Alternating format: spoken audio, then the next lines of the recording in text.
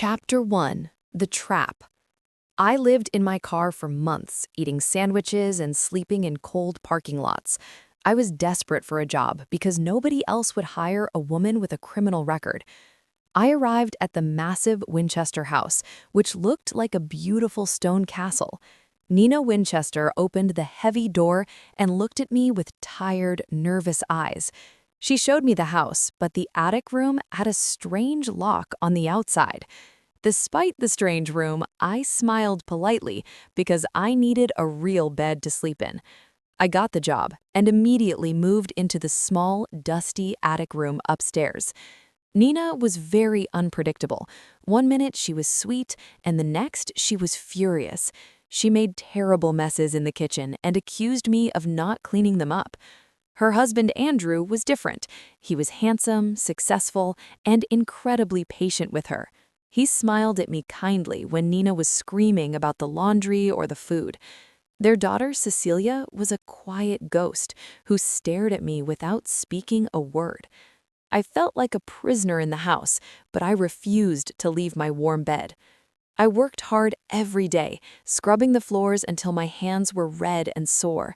I ignored the warning signs because I thought this job was my only hope for survival. Chapter 2. The Deception. The work became exhausting, and Nina treated me like a slave every single day. One night, Andrew found me crying in the kitchen and gently touched my injured hand. He told me that he was lonely and trapped in a miserable marriage with Nina. We started a secret affair, meeting in the dark shadows when Nina was asleep. Andrew made me feel special, and I slowly fell in love with my handsome boss. He told me that Nina was dangerous and mentally unstable, and he feared for his daughter. I wanted to save him from his crazy wife, so I listened to his sad stories. However, I noticed a strange scratch on the floorboards of my tiny attic room. I looked closer and realized that a previous maid had carved the word "run." The message terrified me, but I was too in love with Andrew to leave him. Andrew finally told me that the only way to be free was to get rid of Nina. He asked me to help him, and I agreed because I wanted a happy future. I thought I was the hero of the story, rescuing the prince from the witch, but I did not see the cold, calculating look in Nina's eyes when she watched us. I was walking blindly into a dangerous trap, but I did not know who set it. Chapter 3. The Truth. The day of the plan arrived, but I came home early and heard loud screaming.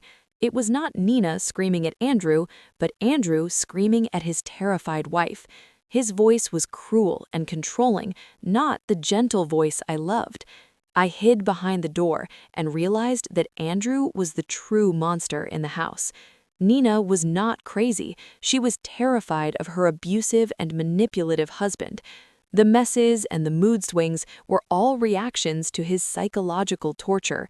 I realized the message "run" was a warning to save me from Andrew, not Nina. The next morning, Nina looked me in the eye and asked if he wanted me to kill her. We looked at each other and realized we were both victims of the same man. Andrew brought women with desperate pasts to the house to manipulate them for his games. He wanted me to kill Nina so he could play the victim and inherit her money.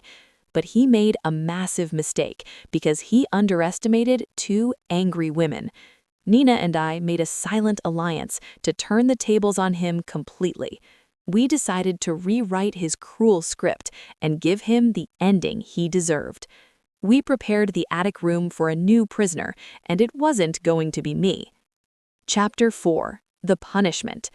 That night, the house was dark and silent like a tomb as I waited in the hall. Andrew returned home expecting to find his wife dead, just as he had planned. He ran upstairs to the attic room to check the body, but the room was empty. I slammed the heavy door shut with all my strength and locked it from the outside. He screamed and pounded on the soundproof door, but nobody could hear his cries. Nina stepped out of the shadows and smiled because she was finally free from his control. We left him in the attic to experience the same prison he had built for us. For days, the house was peaceful, and we ignored the faint thumping sounds upstairs. Nina eventually called the police and told them her husband had suffered a mental breakdown. I packed my bags and walked out of the massive front door for the last time. I left with a large sum of money and a glowing recommendation letter from Nina.